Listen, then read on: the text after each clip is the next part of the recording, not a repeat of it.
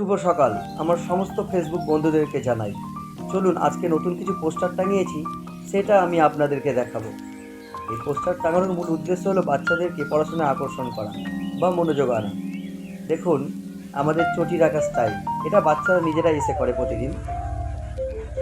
আর আপনাদেরকে দেখাবো আমি প্রাইভেট কক্ষে ঢুকলে ওরা কি করে। চলুন শুনি আমরা। আমি কক্ষে ঢুকতেই ওরা আমাকে সালাম জানালো। আর এই হচ্ছে কি যে আমাদের জল রাখা স্টাইল। এভাবে আমরা প্রাইভেট কক্ষে জল রাখি, যখন প্রয়োজন তখন খাই ওরা। আর এই কিছু পোস্টার টাঙিয়েছি, এই পোস্টার সম্বন্ধে ওদের কী ধারণা দেখবে। ওরা এখন পোস্টারটা দেখেছে সকালে, আমি এসে ওদেরকে এখন জিজ্ঞাসা করছি ওরা পোস্টার সম্বন্ধে কী ধারণা। আচ্ছা সাবাব এসো এখানে, আপনারা শুনতে থাকুন। সাবাব এখানে এসো। ওই যে পোস্টারটা টাঙানো আছে, ওই পোস্টারটার মানে কি বলো? আমার দিকে তাকিয়ে বলো, ওই পোস্টারটার মানে কি?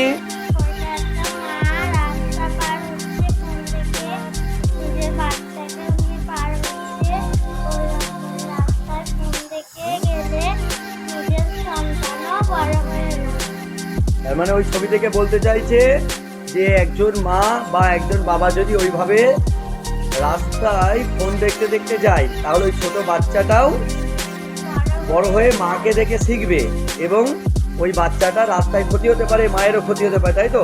তাহলে রাস্তায় ফোন দেখতে যাওয়া ভালো না খারাপ? মনে থাকবে তো? ব্যাস বসো। সামিউল এসো তাড়াতাড়ি। ওই যে ছবিটায়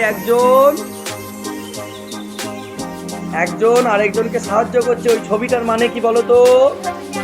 জোরে বলবা, ছবিটার মানে কি?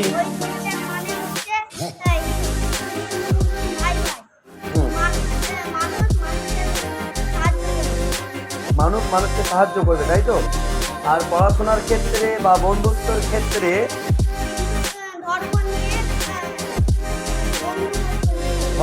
ধর্ম দেখে বন্ধু করতে নেই, তাই তো? কি দেখে বন্ধু করতে হবে? মানুষ দেখে বন্ধু করতে হবে, তাই তো? মনে থাকবে তো? আচ্ছা ঠিক আছে। আচ্ছা কি দেখে বন্ধু করতে হবে? মানুষ দেখে, তাই তো? সেই মানুষটা ভালো কি খারাপ এই দেখে বন্ধু করতে হবে, মনে থাকবে তো?